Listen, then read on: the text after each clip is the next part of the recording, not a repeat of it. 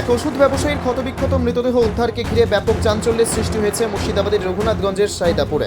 Police সূত্রে জানা গিয়েছে, মৃত ওই ব্যবসায়ীর নাম জয়কুমার নাথ সাহা, বয়স 42। তার বাড়ি রঘুনাথগঞ্জের সাইদাপুর।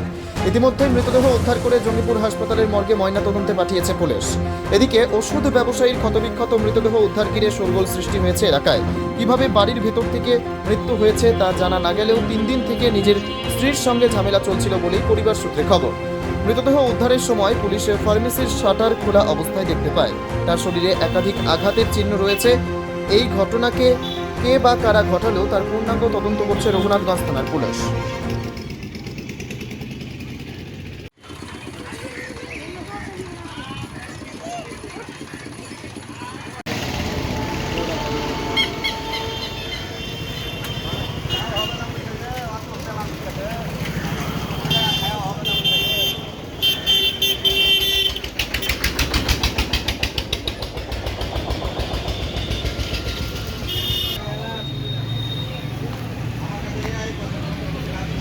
ফোন করে যে এরকম জয়দেব বাড়িতে চেঁচামেচি হচ্ছে। তখন বাড়ি থেকে ছুটে আসি, বাড়ি থেকে ছুটে এসে দেখি যে মানে রক্তাক্ত অবস্থায় পড়ে আছে সেই ওর যেখানে রান্নাঘর সেই জায়গাটায় পড়ে আছে। সবাই ওর বউ কাঁদা করছে এবং সব লোক ছুটে আসছে। আমরা সবকে খবর দিই যে এরকম পড়ে গেছে, মারা গেছে।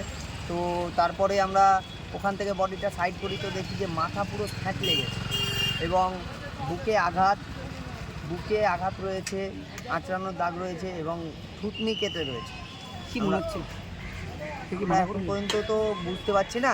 তো আমরা যাই হোক নিয়ে আসা হয়েছে বডি, পোস্টমর্টম করুক। পোস্টমর্টম করলে আমরা সত্যান্তটা কী সেটা আমরা চাই সামনে আসুক।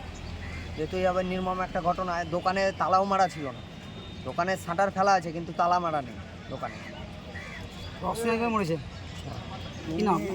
আমার নাম অনুপম সাহা। ঘটনাটা কোথায় ঘটেছে?